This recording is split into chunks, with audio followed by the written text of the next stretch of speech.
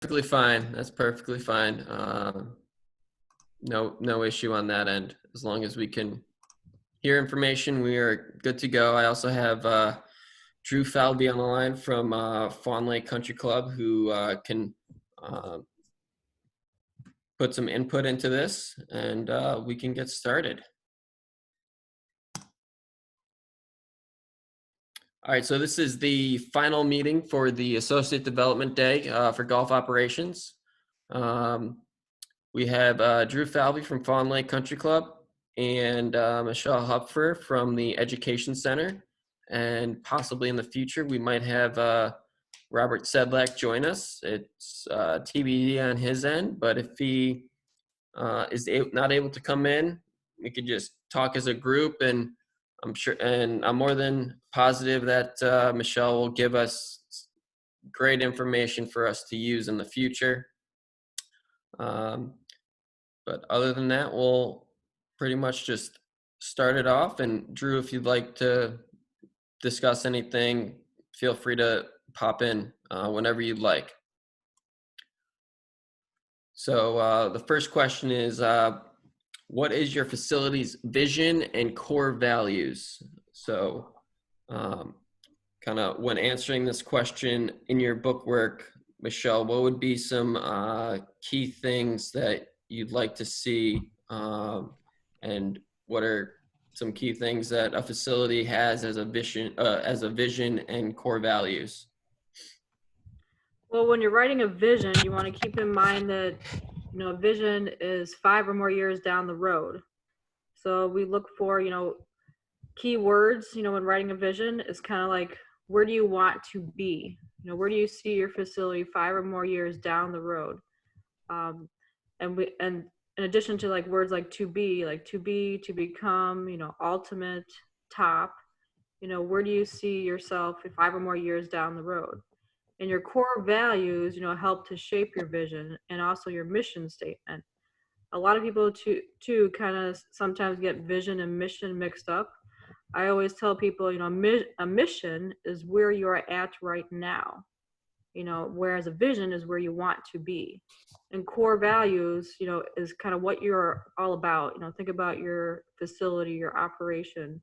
So core values, and if you think about like the PGA core values, is it here? I'll have a question for for those of you that are on the line. Does anybody know what the PGA core values are? There's 5 of them. The motto? Yeah, the core values, PGA core values. As an associate or as a PGA member, what are the PGA core values? Oh, geez. I'll give you one. Probably read it somewhere. Pride is one of them. Pride, yeah. Okay. Pride. So you want to have pride, as a PGA member, you need to have pride. So the PGA core values are pride, passion, honor, integrity, and sportsmanship. So you should always conduct yourself in that manner. So you should think of your facility, what are your facility core values? We go back to the case studies, core value. It's kind of hard to determine, Summit Valley's core values, but they are loyal. The employees have been there for a long time. And if you think of the other case study, Summit Valley, that they are more about family, family oriented, and that's a core value. So just keep in mind your core values, it's kind of why you exist, why kind of you are operating, what are your beliefs? That's a core value. And then your vision, as I said, it's where do you want your facility to be? I want to be the top public facility in the region.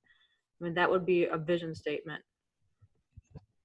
Right, now, when we move on to different types of facilities, municipal, public, private, but then equity, non-equity, should all these core values kind of be similar, or should their vision be similar, or does it change from facility to yeah, it definitely will change. Yeah, every facility has different core values, different beliefs, and different goals of where they want to be. So yeah, it will obviously. Every facility is different. So you'll see a municipal you'll see the words like community and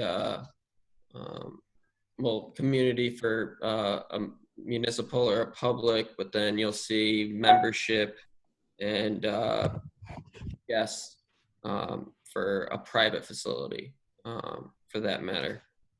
So you'll see Correct. that different word based on a different facility. And kind of to piggyback off that, if you don't mind me interjecting, I've been at a private facility now, member equity owned, for almost 8 years. And yeah, I think it's really important to have a vision at private clubs, especially, when you're dealing with a board that turns over every 2 years. They want it, especially this will be my 5th season as head professional there. They want to know your vision, your mission. Obviously core values are super important as well. But a vision that I had when I had become head professional was to really grow junior golf and player development and come up with some ways and ideas to, I just think my club was lacking at the time in a lot of player development programs, and the club itself, they didn't see the value in player development, and they didn't realize how much it correlated to a healthy membership and a membership that could sustain and continue to grow. So, by bringing in like PGA Junior League and getting more active with club fitting, and finally this year getting them to get on board with a flight scope and doing different things and really kind of just thinking outside the box or the mold that we already had in place there, was super important. But again, that goes back to the vision that I had was to grow player development and grow the junior programs and grow the club fitting and grow the hard good sales and all that. So really important once you get into that leadership role to have that vision at your facility. And especially when you start reaping the benefits of it, the board and the powers that be, they see that and they it shows your value at your facility. So some input there for that. Now, what are the key areas in defining the business for a golf facility?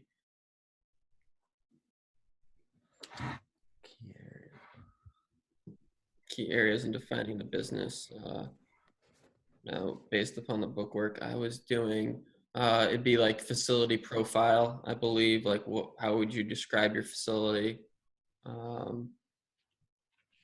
Maybe like what you have to offer. Like over at Fawn Lake, just describe what Fawn Lake is like. I'm originally from Connecticut, so I'm still getting used to these mid-Atlantic courses in Maryland and Virginia. But how would you kind of define Fawn Lake if I was in an interview right now and I didn't do my necessary homework to find out what Fawn Lake is like, and I'm trying to be the first assistant or the assistant there.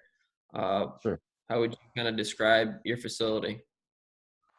Yeah, it's private gated communities set off in rural Spotsylvania, Virginia. Again, you have over 550 members there, 220 golf, about 250 social, and the rest tennis. Again, great 18-hole Arnold Palmer golf course. Great, just finished up a $3 million expansion. So we got a sports bar and grill overlooking the 18th green. Great amenities, hard true tennis courts. And then, a great practice facility. And again, player development and other different areas of the golf operations that are continuing to grow and thrive. But that's pretty much the areas of our core areas, I guess, our golf facility. And your demographic at Fawn Lake, would you say there's a lot of family memberships or members that are their kids are now in college, so this is kind of where they're just in their 60s? Right. Yeah, it's funny because when I had started there back in 2012 as an intern, it was a facility that was aging, if you will. Our average golf member at the time being in their mid 60s. So yeah, it was kind of a retirement destination almost, away from Northern Virginia, to go an hour south and kind of be set out in the rural area of Virginia. But over the last several years, that demographic's kind of been changing. You got younger families moving in. A lot. You have just an eclectic group of people, I would say. Junior executive golf members in their early 30s, and then we have some of our founding members that have reached pretty much the age of 80 now. So it's definitely a wide range. But that average full golf age is slowly starting to get younger and younger, which is nice. Obviously, you don't want your core golfing members' average age to be in the mid 60s. It's difficult, I think, for any private club nowadays. Yeah, so looking down the road in the future in 10 years, or just data in terms of tournament participation, I doubt a 70-year-old guy is going to play in the member guest. They don't have enough in their tank to do 3 9-hole matches in one day, followed by 2 9-hole matches, and then be able to go to all the dinners and or the practice round before. I mean, no offense to somebody of that age. There could be some people that are able to do it, but I mean, realistically, I've never seen anybody in their 70s playing an invitational before. Right. Yeah, you need to get that age down, obviously, to have a club that can sustain for a number of years, and again get more active, more involved. Because again, once you get to that age, you're not becoming more active and more involved. You're starting to go the other way and slow down a little bit. So certainly important for us to get creative over the last several years and coming up with new membership promos and ideas and things of that nature. And again, just kind of going back to player development, really important to kind of grow the junior program for the younger families that are coming in there, to get the kids involved and have them as active members for the next 20, 30, 40 years to keep things growing and moving in the right direction. Excellent. It should be important. What are important internal and external factors in the SWOT analysis of a facility? Strengths, weaknesses, opportunities, and threats.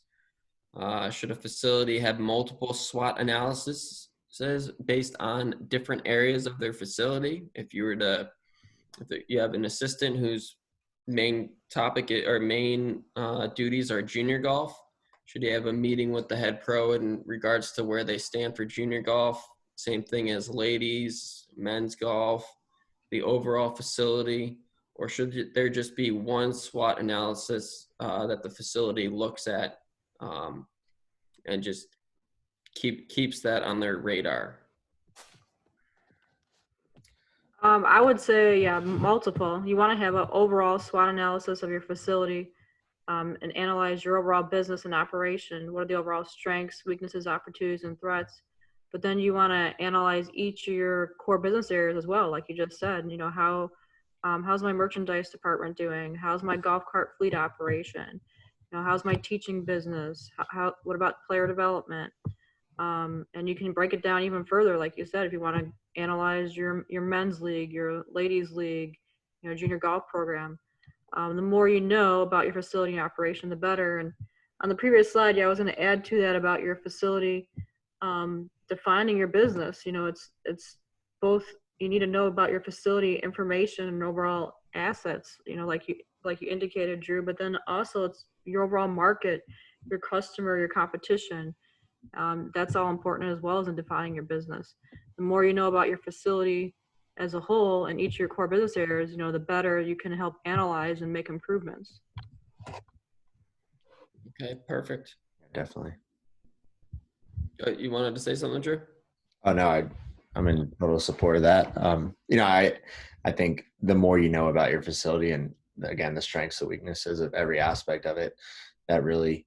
And obviously it all depends a lot on the size of your facility. I would imagine, if you got a real small facility and is maybe it's just you and one other assistant, or I know some clubs around here that only have one professional in the time being, um, but the more information, the better. And you'd really be able to pinpoint the strengths, weaknesses, and certainly knowing your customer base and all that is really important. Okay, now you mentioned you went through a renovation, like a $3 million renovation to the facility and possibly the course, or was it just the facility? It was just the our food and beverage, and um, Good. we're a real big wedding destination there at Fawn Lake, so we built a 150 person event center and then a member sports bar and grill. Um, so now there's pretty much three dimensions to our food and beverage operation. Because anytime we had hosted a private event or a wedding or anything of that nature, we'd have to, it would eliminate the membership, being able to come in and grab a bite to eat or a drink after a round. So it was kind of hurting us in that nature. But as we've gotten to grow and realize there certainly is a market for hosting weddings and private functions and things like that, they felt that this was going to be a no-brainer for us. But it's just unfortunate that our grand opening was set for the week of when COVID-19 hit. So Yeah, yeah. it's been Completely been understandable. a perfect storm so far. But we'll we'll get back on it, and it'll be good down the road. Yeah, we did a irrigation system. We got a new irrigation system in, and a week after they completed, they closed down the golf courses. But the silver lining in that, though, was when they opened it back up, you could not tell that there was an irrigation project that took place on the course. And I bet if the courses weren't closed and they could be in carts, there'd be issues with sodded areas and having grass grow back. And Right. now it's in pristine condition. Yeah. But you mentioned the dollar amount that you used for the renovations. So, Michelle, would you say the capital expenditures for improvements of a facility can be a strategy in achieving an objective that a committee might meet, in terms whether it's a entertainment committee, golf committee, greens committee, is basically the financial objective? Could that work as a strategy? For sure, yeah. Yeah, you can have multiple strategies for your whatever your objective is, but your objective needs to be smart. That's key too. Increase, like you have here, increase participation and member guests, by how much, and by when. And then you need to be specific as to what exactly you want to do. You have here, decrease entry fee, research the best states to hold the event, increase quality of tournament prizes, increase amenities during the event. Mhm. And of the examples, promotional, financial, operational, uh, of those three, which ones are of greater importance to use as a strategy if we were trying to increase quality of tournament prizes? I mean, we could promote the event much better to increase the amount of participation. Mm-hmm. But if the participation stays the same, there's got to be some sort of financial change in order for us to spend more money on tournament prizes. That might have to be decreasing F&B or just increasing the entry fee. Just maybe if we look at strategy 3, what's of most importance in terms of accomplishing that objective? Would it be promotional, operational, or financial? I think you need to have all of them. I mean, they're all essential. It's ultimately, if your overall objective you have is like to increase member guest participation by a certain percentage, if that's your objective, by the end of the year. I mean, you need to first analyze, why has the guest participation gone down? And that comes from the prior step, doing a thorough SWOT analysis. and finding out, really what your customers want. I mean, yeah, you can promote it, you need to promote it, you need to advertise it. If you have a little bit of, maybe you're going to reduce the entry fee a little bit in order to entice them to come. I mean, that'd be a financial strategy. And then if you have a brand new, like, maybe a new format, I mean, that would be operational, something new you've never done before. I think you need all three. You need to be creative, but ultimately, whatever the objective is, you need to find out and analyze, what do your customers want, and then develop some specific strategies based on what they want. And the more you have, the more specific, the more detailed, the better. Okay, perfect. Now, in terms of developing a financial plan and forecasting and budgeting, you can discuss the financial plan over at Fawn Lake if you'd like. You don't have to, share information that you don't want to. It's completely up to you. I don't want you to, tell us information that we don't need to know. Absolutely. Yeah, this is the fun part of the business, especially being a head professional. But no, I mean, again, I just in my experience there, I started there as an intern back in 2012, and I was grateful to hold that position and then work my way into a permanent assistant role, being second assistant for a year and then moving forward to first assistant, and eventually took over as head professional. So I've kind of started there as an $11 an hour employee and worked my way up in the 8 years I've been there, which is pretty unique, I guess, in our business nowadays, to kind of be at one facility and hold 4 different positions. So I've seen it grow, and I've been able to sit there and understand the finances of the club. And obviously it's, as I mentioned earlier, being at a private facility that's, member equity owned, you have a board that turns over every 2 years.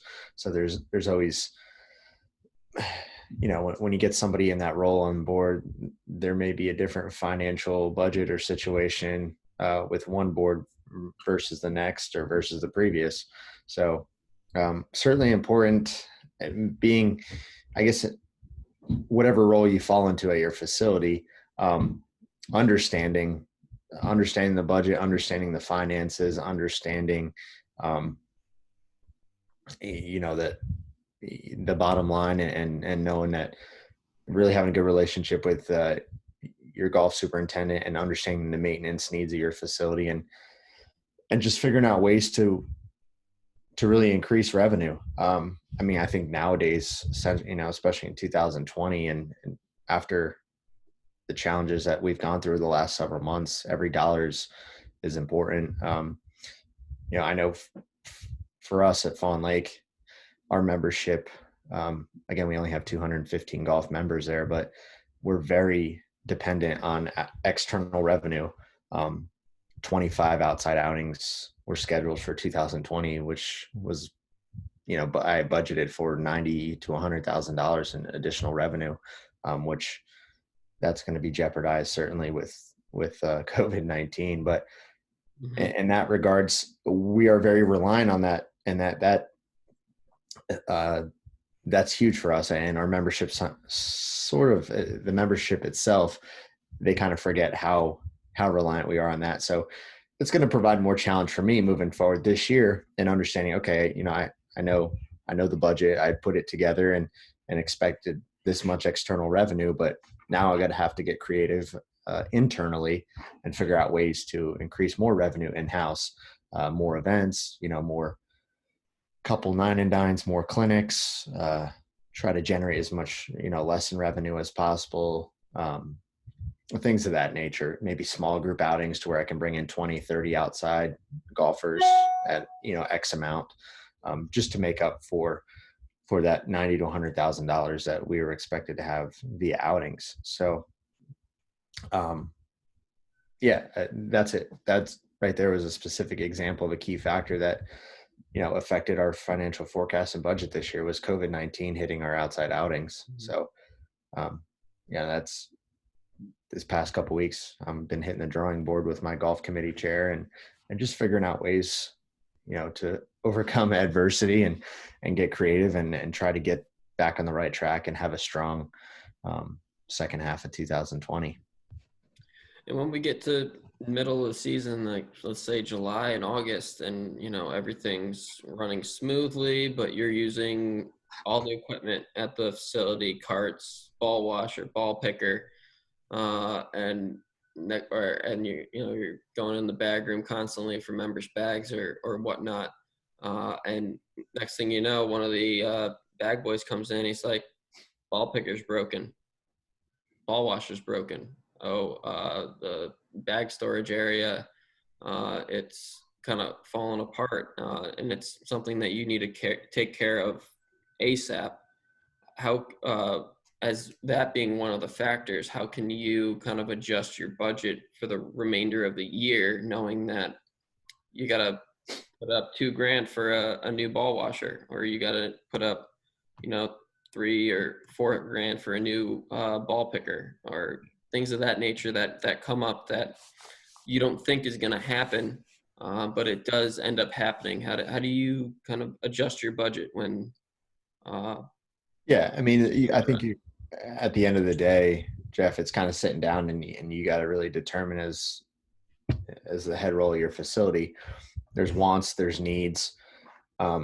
Obviously, your picker or my ball machine breaking down, that's a need, right? That's something that you need for everyday operations.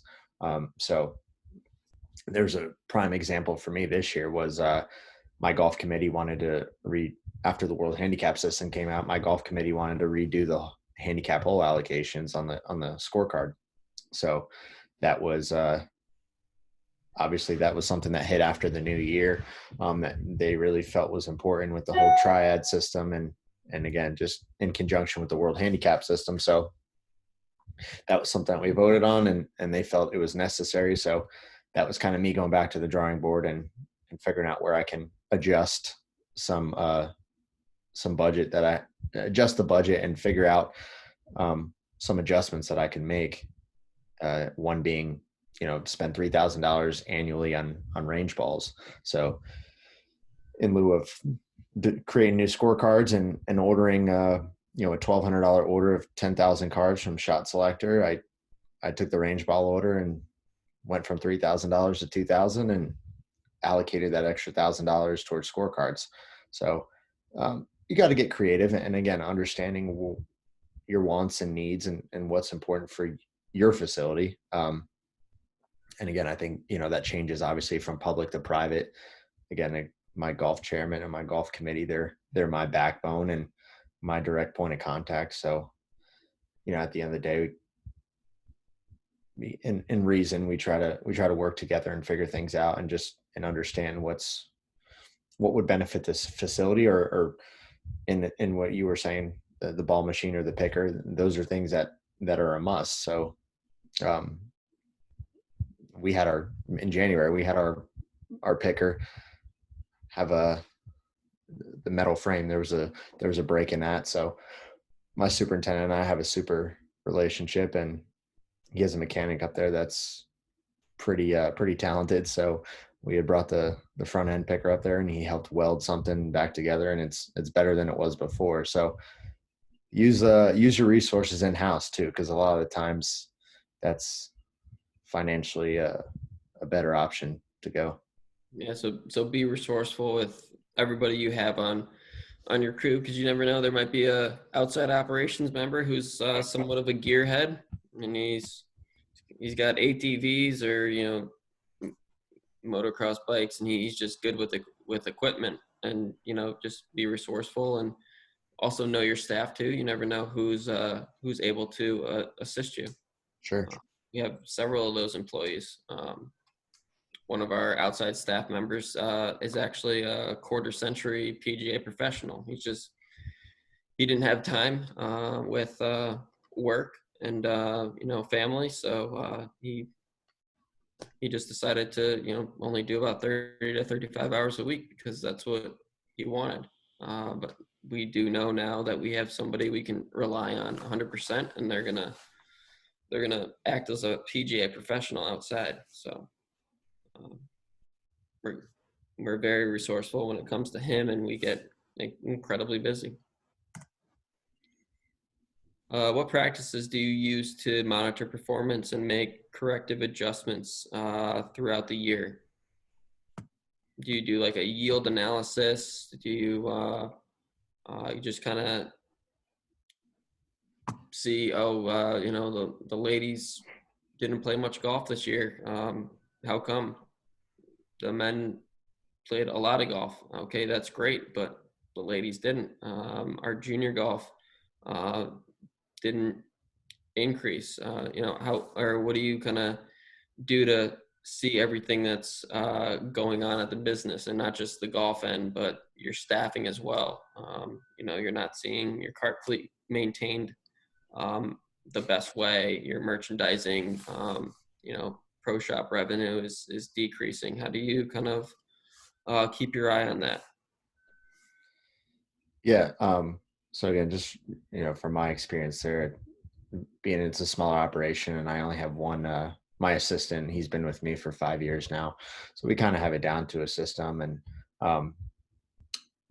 I have really good ladies and men's golf subcommittees that really help with the men's and ladies golf. So as far as monitoring performance and seeing who's playing, who's not, we have a couple Excel wizards in those departments, so that they kind of keep me informed and let me know, hey, this is our participation, this is who's played. So really good in that manner for as far as men's and ladies participation goes. My assistant, he's pretty much in charge of the outside operations and the cart fleet, making sure that you know, we're small. Like I said, we only have 48 golf carts in our fleet. Most of our members have their own cart, being on trail fee. So it's pretty easy to take good care of our fleet because they don't get a lot of use, for one, and two, we have a weekly contract with Yamaha, so they come in and do service and things for us. But we're in charge of obviously maintaining the air in the tires and keeping the batteries watered. And every winter during the off season, we bring the team in, and you know, they go through a pretty in-depth detailed procedure of all the carts and stuff like that. So yeah, that right there is not too much of an issue for us, and we do as much as we can. I mean, we keep a log of all that stuff for the fleet itself. I'm pretty much in charge of the merchandising, so I run weekly and monthly reports. We do count inventory at the end of each month.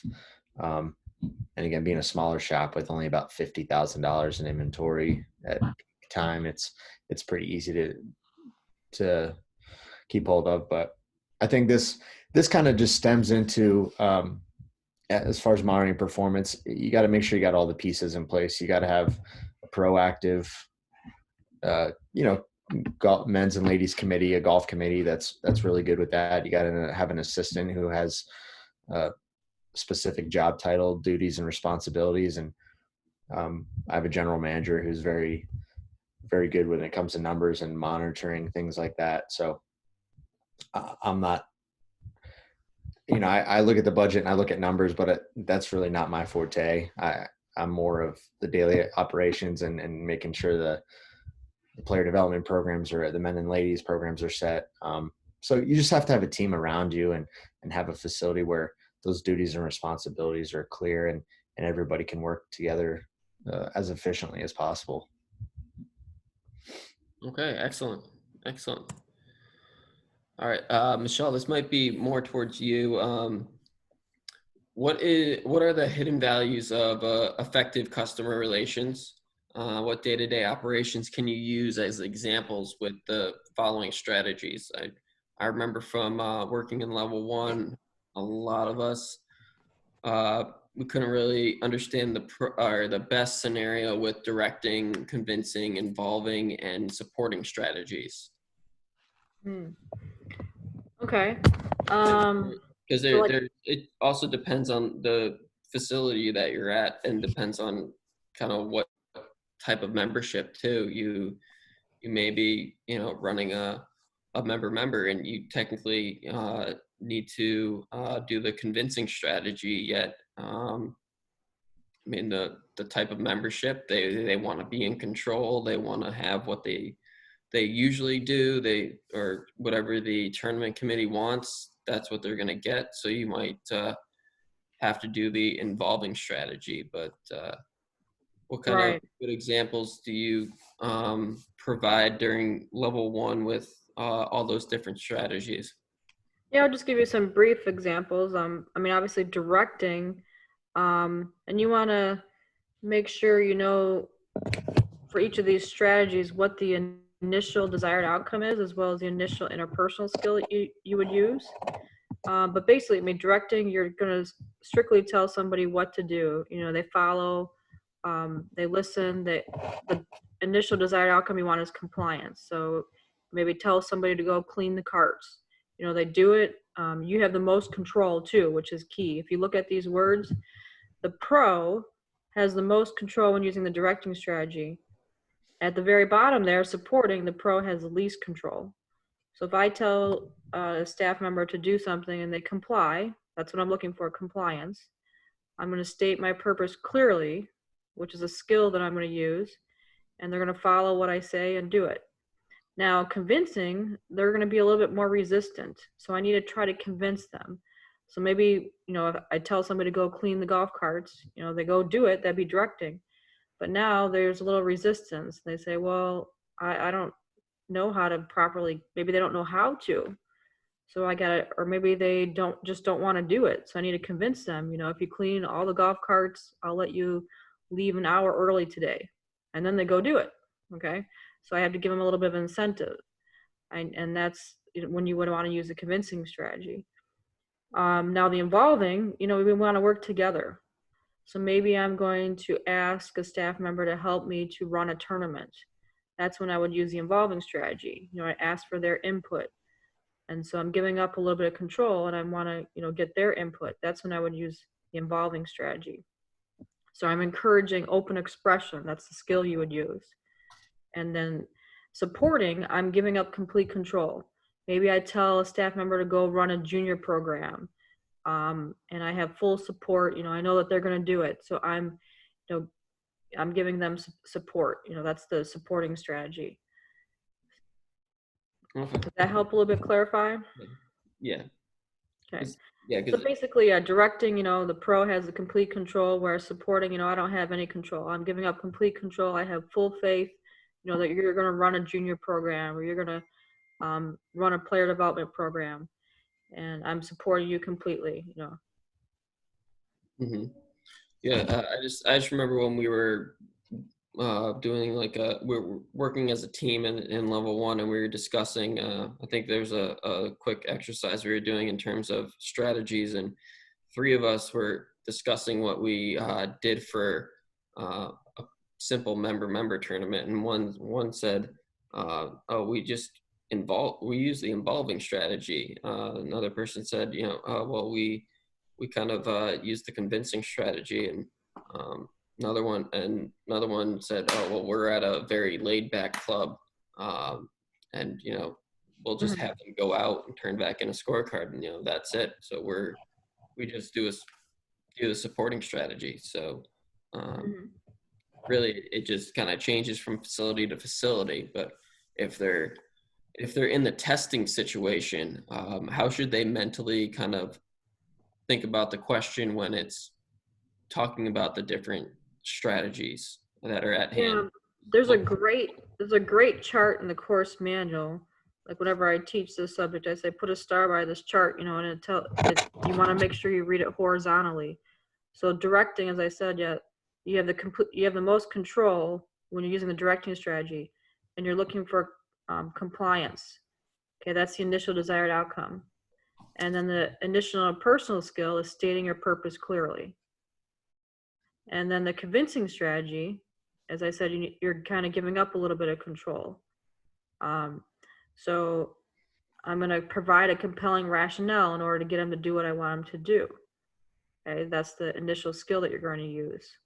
Okay, whereas when you're using the involving, okay, you're encouraging open expression. Okay, and desired outcome is participation. I want them to participate, work with me, and I'm going to encourage them, you know, to participate, to work together, to run this tournament that we're doing. Whereas, you know, supporting, you know, you're pretty much, you're showing empathy, you know, you're showing understanding, and you're giving up complete control. But yeah, there's a great chart. It's in lesson 2 of the course manual that you want to just refer to that. And as I said, you have the most control when you're using the directing. You have the least control when you're using supporting. Okay, excellent. How do you improve positive engagement routines amongst your professional staff and golf operations staff? Drew, this could be more geared to you, but how can you make sure that yourself and your assistant are giving positive feedback to new employees so they can kind of get more comfortable at work and their results get better as they get comfortable? I mean, they're at a new job and they're incredibly nervous. Yeah, I mean, obviously, verbalizing positive things like, "Hey, great job today," or I'm very detail oriented. So, and being at a private club, I think it's certainly I hold my staff to a little bit higher standard, and a lot of that has to do with how I was brought up and my head professional that I worked for 4 or 5 years. And again, you're in the customer service industry, and stuff like that is really important to me. And I think being successful in a private club sector. So, yeah, I mean, I'm usually a pretty positive guy, and I have them. I reward them. Sometimes I'll buy the guys lunch, if they really kind of kicked butt out there, and or throw them some cash, kind of like our members don't usually tip a lot, so throw them a little bit of cash here or there, and that just kind of shows the appreciation that I have for them and showing that they're doing a great job. And if I have somebody who's outstanding on my outside staff, then they're probably going to get more hours than the rest of the crew. You know what I mean? And especially if they want it. Like, I have guys that come in for the summertime and they want as much work as possible. And if your leadership and your work ethic out there is kind of trumping the rest of the guys, and it's going to be seen. And then every week when I send out the schedule, I kind of just give an overview of how the previous week went, and kind of give them a heads up for the next week. And if there's something really outstanding that an employee did, then the whole staff will know about it, because I'll verbalize that in the email. So, it's certainly, you want to be tough on your staff. And again, it kind of all stems from what your so what I'm looking for here. It all stems from the top, I guess, is what I'm trying to say. And how you handle your facility kind of trickles down to your staff. And if you give them the expectations up front, especially in the interview process, when you hire them, then there should be no issues. And along the way, if you have issues, you give them feedback, whether it's positive or negative, or like I said, doing the things that I've done there positively, by cash, lunch, things like that. Just verbalizing it goes a long way. Yeah, it's like a domino effect. If you don't, if you just give positive engagement to your assistant professional staff, and then if you don't with your outside operations staff, it's just not gonna, it's not gonna work. Right. And they don't know when your expectations are, and they don't know what to exactly expect if you don't get to the micromanaging aspect of the business. Sure. So at Fawn Lake, break down how you plan and prepare for a tournament. And I have different tournaments listed. So Member Guest is obviously going to be one of the biggest events of the year. But then we go down to just a mixed event, a 9 and dine on at 5:30 shotgun on Friday night, or a serious event where it's extremely competitive. You really got to put a hammer down on the rules, such as the club championship. But then, we have one that's just a huge outing. It's opening day. So it's building camaraderie amongst the membership. Mhm. So kind of how do you plan to prepare for tournaments that are a little bit different? Yeah. I'll just go right down the list there and try to be as brief as I can. Member guest is obviously, for most clubs, the biggest event of the year. Our member guest is pretty special because we have guys that come in from all over the country for, as do most clubs. So that's really showcase event for us for the year. I think it all stems from the planning process starts, back in pretty much the previous season, just as far as getting the dates on the calendar, because guys always want to know, hey, when's member guest for next season, or when's member guest. So just kind of getting the date set. And then really just advertising it. We have a weekly publication that goes out at our club, the Golf Gazette. And I sit down each week with our communications personnel, and we have a cool little different sections: men's, ladies, mixed events, junior golf, player development. So it's pretty cool, the program and that publication that goes out. So certainly that's the biggest thing, especially at a private club, is just getting the dates out. People like to know when things are, and hitting them with different avenues of notifications, whether it's, whether you guys do mailings, whether it's virtual, whether you have signage up at the pro shop or down at the restaurant. Certainly important to know. And then as moving forward with that, for member guests, we establish a member guest committee, and just have some, again, our member guest that's our men's member guest invitational. We don't have a ladies member guest just due to lack of participation, but get a couple individuals, and get a well-rounded committee that all has good input, pretty level-headed. And I usually kind of spearhead that each year, and just start planning, and coming up with ideas that worked the previous years, or maybe try to jazz it up a little bit. I know this year we're going to try to blow it out with more teams because we have a bigger facility now. So that was our original plan, but we'll see how COVID affects all that. But really having a committee for member guests is super important, and, help figuring out the door prizes, formatting, get somebody involved that's going to take care of food and beverage, and figure out menus and things like that. So like I said, in regards, member guests it's a lot of work. It's a big headache, but it's always rewarding. I love member guests. Again, I've been there 8 seasons now, so I've been able to kind of see I pretty much know a lot of the guys who come, and it's like, oh, good to see you again, Joe, and know on a first name basis. So it's special. It's a cool event. And then obviously working down to club championships and other types of things. Sorry, go back there. Yeah. Club championship. It's a little smaller scale. And same thing, opening day for men's and ladies. It's establishing the men's and ladies committees, and just sitting down in some meetings, getting the publication out, getting the sign-up sheets, getting it published to the members. I think the most difficult thing that when I took over as head professional was just not being as proactive as I should be in the off season, and planning a lot of this stuff ahead of the time.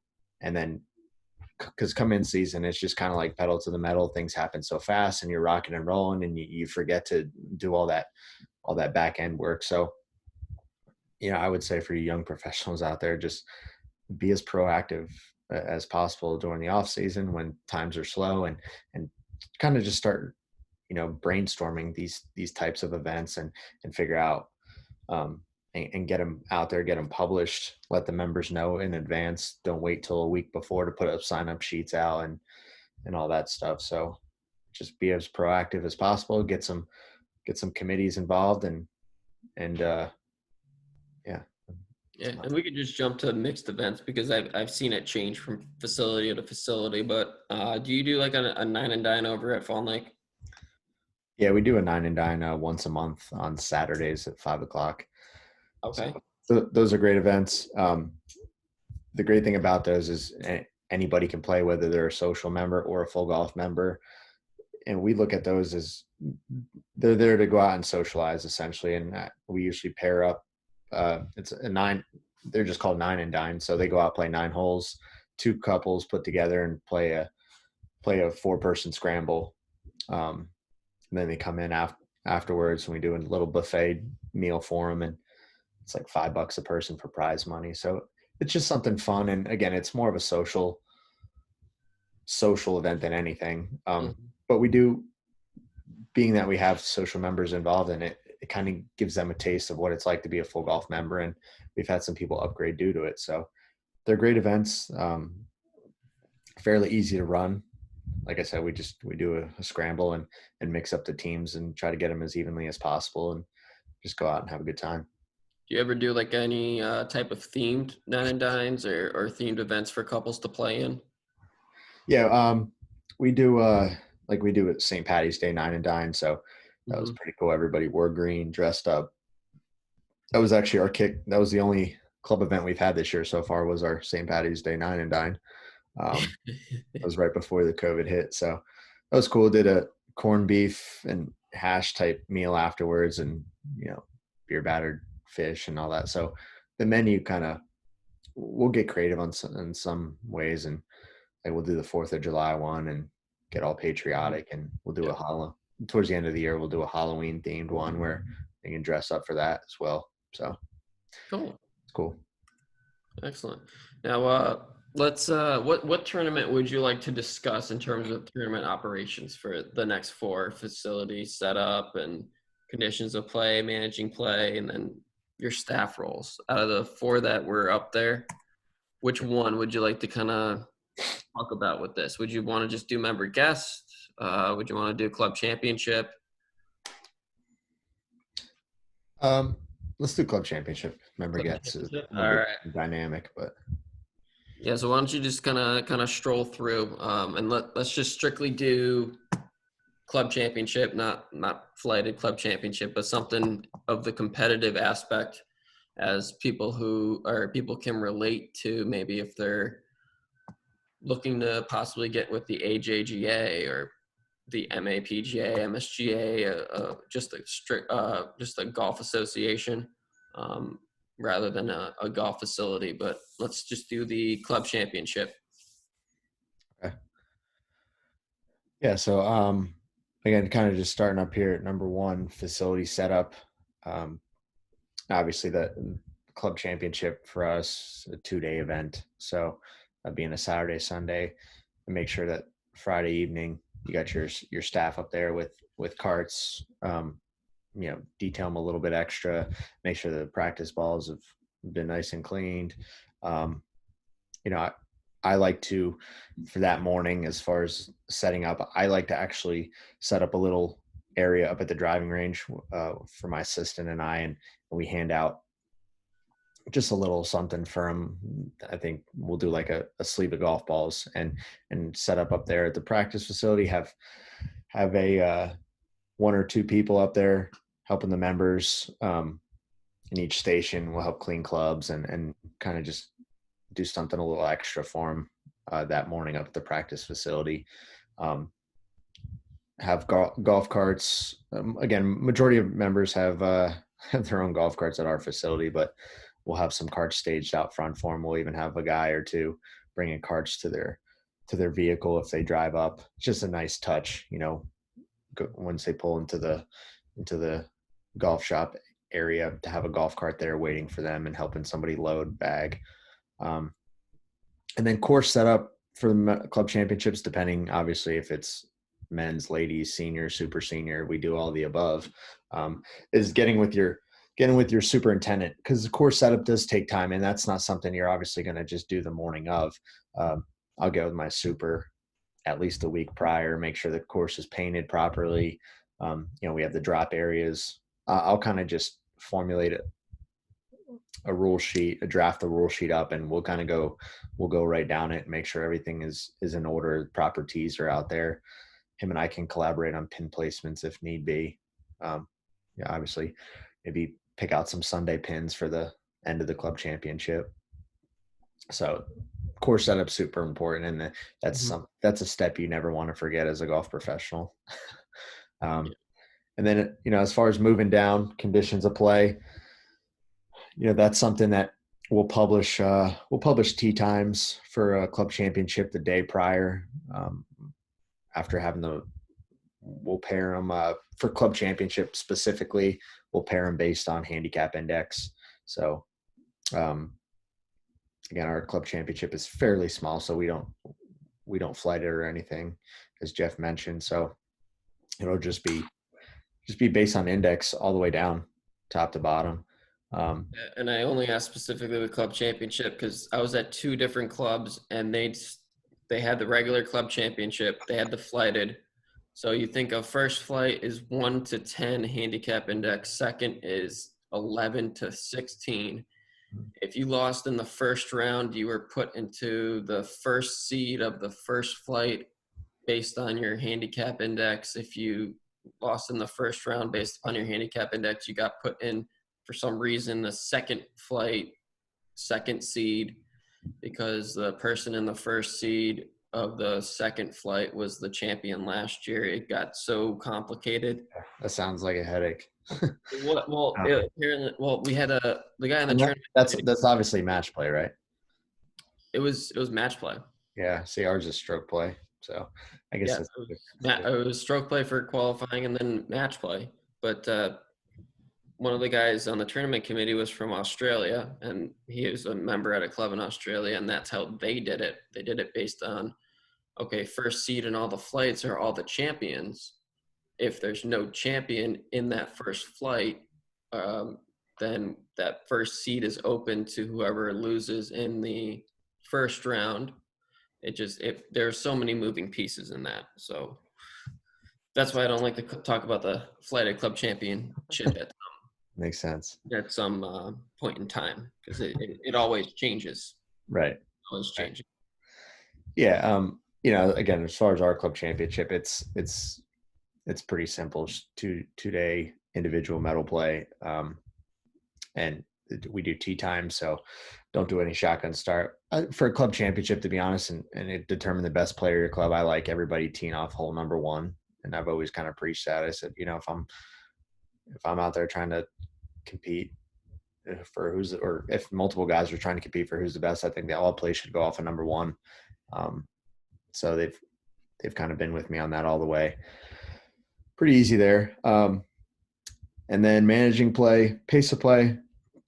Again, at my facility, being a smaller club, we kind of sometimes get a little lackadaisical on the pace of play for club championships, but a lot of the guys understanding that it's kind of like they pace themselves.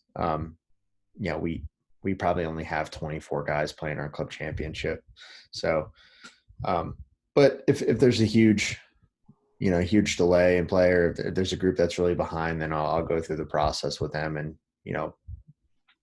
put them on the clock and things like that nature, but usually not too much of an issue. Mm-hmm. I know I'm usually on the clock when I play in MAPGA events, so I'm accustomed to that.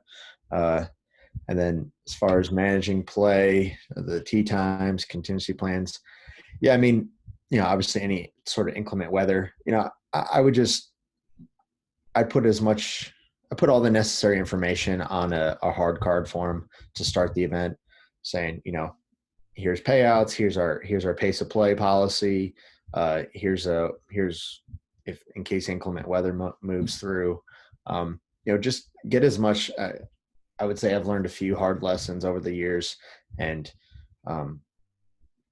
not putting certain things on a rule sheet, and then have it come back to bite me, and have some challenging encounters with members or specific individuals, during high school events or things of that nature. So, just kind of go through the checklist, and when you're preparing for, again, a club championship being a major event at most facilities, just make sure you have all your ducks in a row prior to, and go through the process. And then lastly, the professional staff roles. At our facility, being there's only 2 professionals, be timely. Don't be scrambling last minute as members are rolling up to club championship and staging carts and not having scorecards prepared, and like I said, as we do, we set up a table and with some goodies and all that up at the driving range, but have all that stuff done. Have, for club events, I like to have things done and ready to go an hour before the event starts. Because most of the time we have members showing up 30, 40 minutes before most events. So an hour before the actual first group goes, we're pretty much set and ready to rock and roll. So, and it just makes life a little bit easier rather than having to hustle around last minute. And when that happens, the professionals I get uptight and, take it out on the rest of my staff. So it's certainly important to have that stuff ready. And again, it's just a good look for everybody, and the members see that you're organized. Everything looks like it's ready to go, and put a lot of effort in. Yeah, you'll be more successful, and it'll pay off. Mm-hmm. Great. Now, going to the golf car fleet management aspect of it. So just running through, did you have like some sort of business plan? Like, first of all, do you lease or own your cart fleet? We own our cart fleet. You own your carts. Now, was that part of a plan of just having them for an extended period of time? Why did you kind of decide not to lease them and just receive a whole new fleet when, like, 5 years down the road? Right. So yeah, this will be the start of our 5th season with our carts. Actually, my predecessor was the one that convinced the board to purchase this fleet, and then he had left, and I had taken over at that point in time. That first year that we had bought this fleet through Yamaha.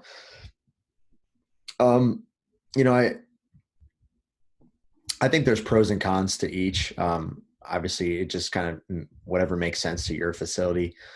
60% of my full golf members have their own golf carts, and being on the trail fee at our facility, because it's a private gated community, and 98% of our members live in the gates.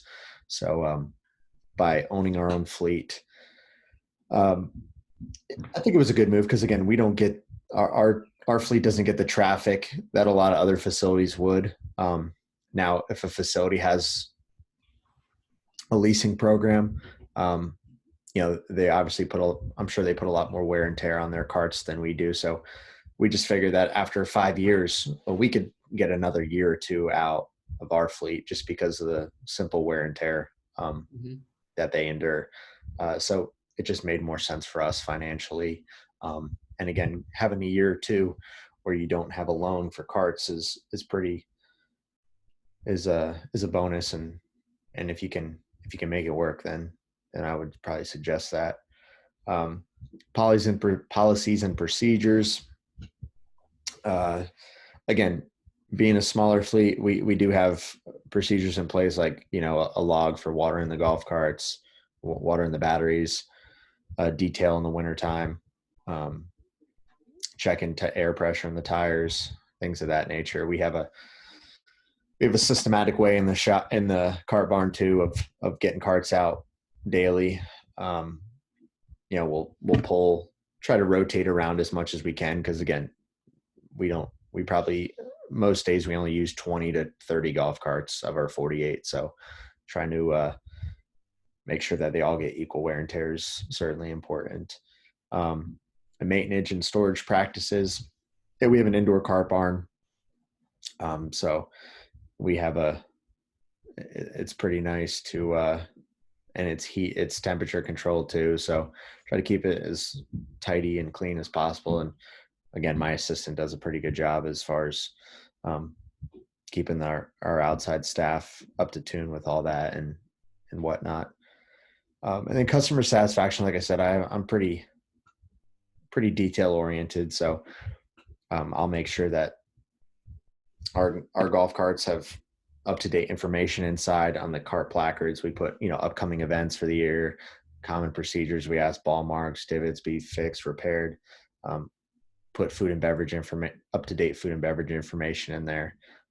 I just think it's a nice touch for members at a facility to see their upcoming events. It's just another way to hit them with the information, um, and a good way to go about it. And then financial performance.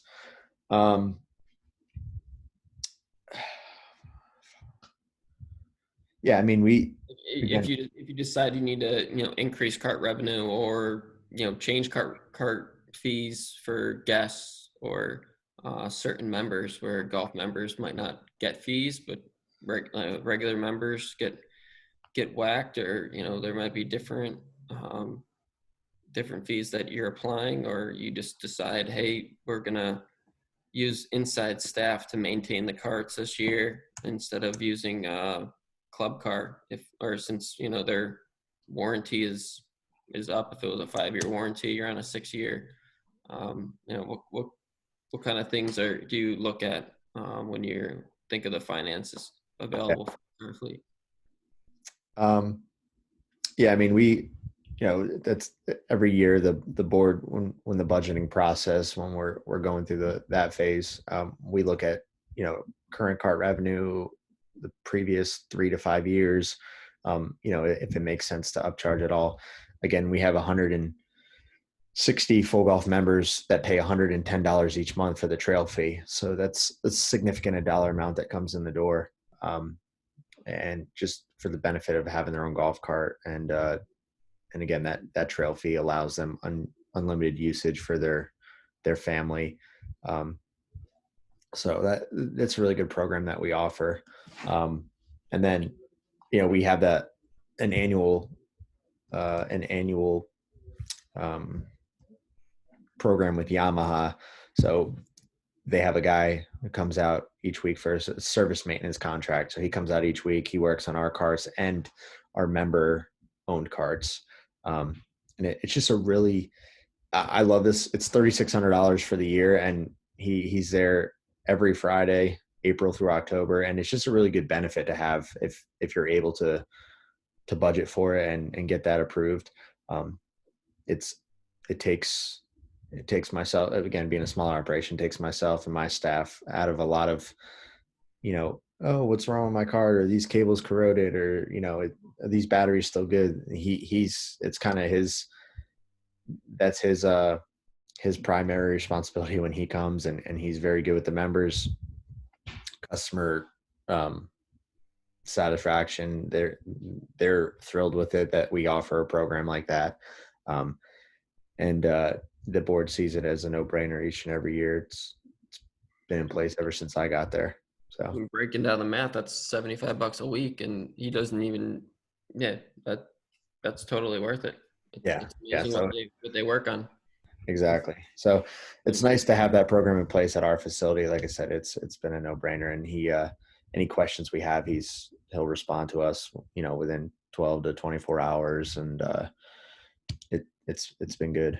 And then let's get to the fun part, the golf boards and four-seaters, stuff like that. Do you ever think of investing in that, having that offered to the membership, maybe leasing like 2 golf boards out for the summer, seeing if members like them? Yeah. This actually been brought to our board before. Unfortunately, we had a fatality a couple years back, 4th of July weekend. Luckily it wasn't with a club-owned golf cart, but somebody was killed in Fawn Lake with a golf cart that. Wow.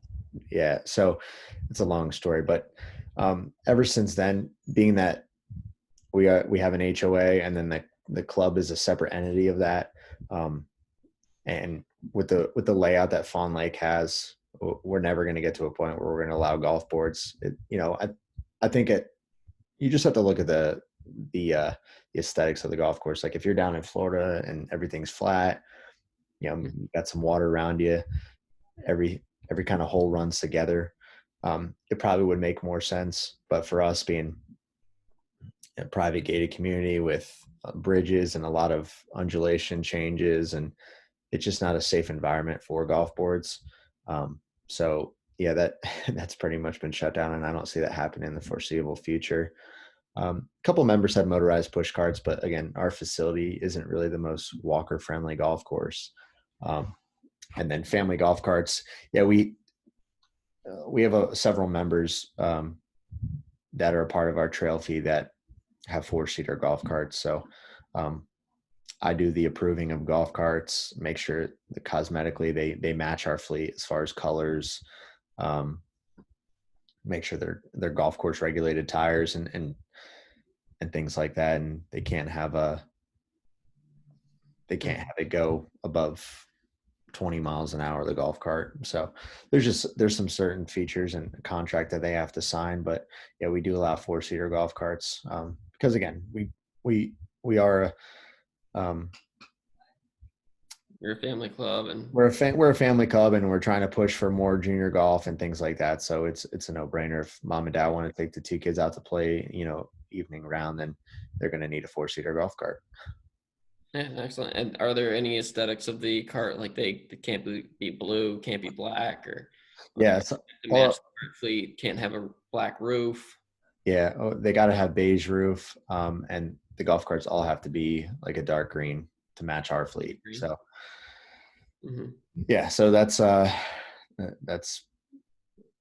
again, they can have some accessories, lights and upgraded seats and things of that nature. So, but yeah, just aesthetically, and they could be club car, Yamaha, Easy Go. They don't have to be married to a specific brand. But Cool. again, the colors and the colors are the biggest push for us to keep them all uniform. And then they all receive a decal, which goes on the side of the golf cart. So when you see a golf cart or a member sees a golf cart from their back porch on the course, they know that it's approved and they're on our trail fee program. Excellent. And do you ever give the opportunity for members to purchase old carts that were owned by Fawn Lake? When you get new carts, do you ever have that situation? Well, when I started there, we were I had mentioned we were finishing up our lease, our 5-year lease. So those had gone, and then we're on year 5 of our fleet with Yamaha. So we plan to have these for another year or 2. So I haven't been through that. I haven't been through a transition yet where we've been able to sell any carts we've owned. So that's something that'll be discussed, I'm sure, this upcoming season when we start to look at a new fleet for a year or 2 from now. Awesome. Excellent. Come on, computer. All right. This was when I was going to have kind of you discuss what you went through with the PGM program to all the other PGM associates right now on kind of how you got through your book work, especially while working. If you have like a certain timeline that you organized, or if you said to yourself, every November, that's when I go down for the seminar. Over the winter, I work on the book work. March, I pass the test. Then I wait to go to level 2. Then I wait to go to level 3 and do the same thing over again. How you kind of financially worked on getting through the PGM program, whenever there was something at the club that assisted you, if they had an education budget that they offered to the assistant professional staff. Just kind of give us some brief information about how you went from went to be elected to PGA membership. Yeah. Yeah. So I guess, just a little bit of my background. I played Division II college golf down in South Carolina.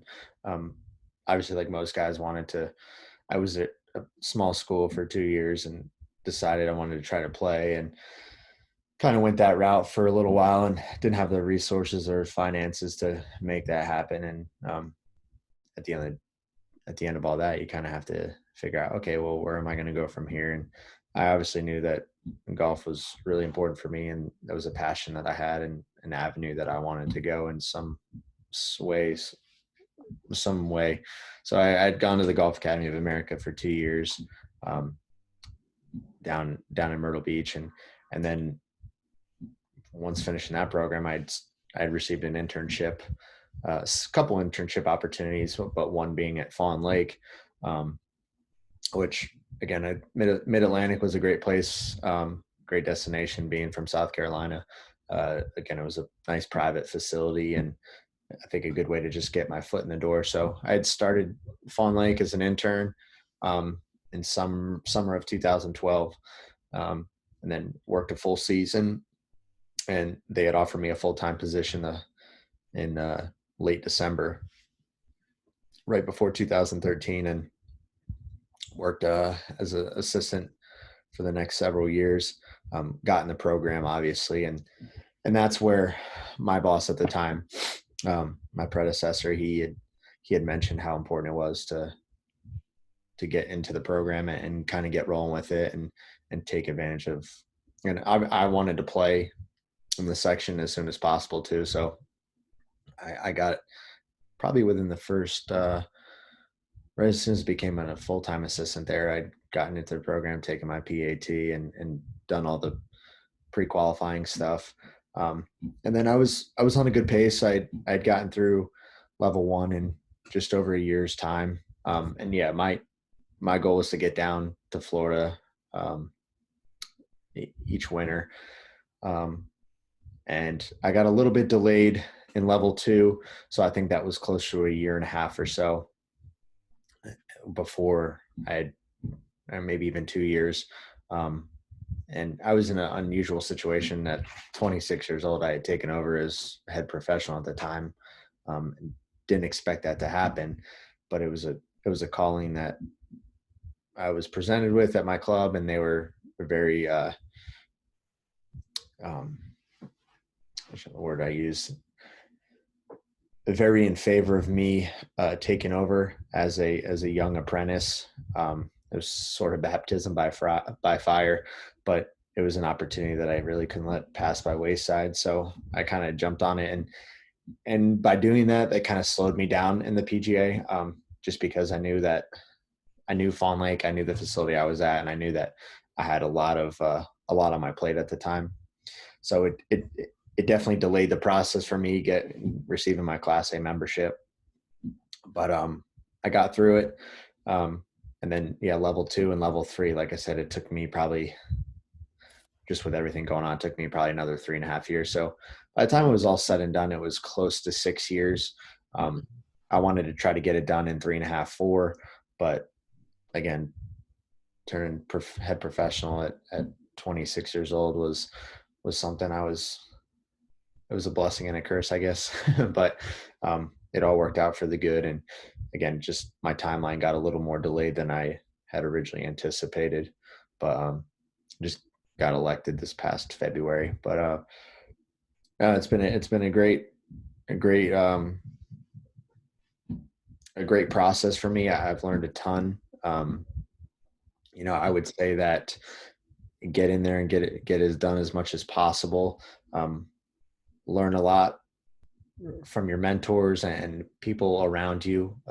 Don't ever hesitate to call out to somebody or ask questions or call up headquarters, and take as much advantage of the seminars and again the resources that they provide you. Again, I would never suggest trying to get it done in a 6-year span. Try to get it done as soon as possible, but it's been a great experience from top to bottom. So Excellent. Ready for the next chapter of my PGA career. Excellent. Well, we're happy for you, and congrats on, being the head professional, and actually congrats on recently being elected to PGA membership. It's awesome to have those three letters at the end of your name. It's really great. And for those listening now and in the future, if you have any issues with bookwork, please feel free to contact the Education Center. Like I said earlier, in the past meetings in the past meetings last Monday and the Monday before, I basically had the Education Center on speed dial, and during the winters, I just I'd bug Eric Hogue constantly, asking him things. And during business planning, he'd always mentioned, that that quote from Tommy Boy, in business, you're either growing or you're dying. There's no third direction. And, he constantly said that to me. It's one of his favorite quotes to use. So I just constantly gave him a call. So if you have any issues, feel free to call other pros in the area, especially some assistants that went through the program too. But Drew, thank you very much for guest speaking. And I mean, unfortunately, one of the other guest speaker wasn't able to attend with a issue that came up at work.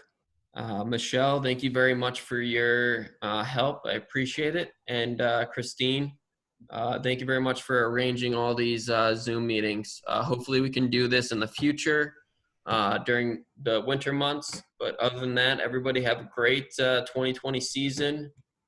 Be safe and stay healthy. Awesome. Thanks, Jeff, and thanks, Drew. All right. Thank you. I'll take care. Have a good season. You too.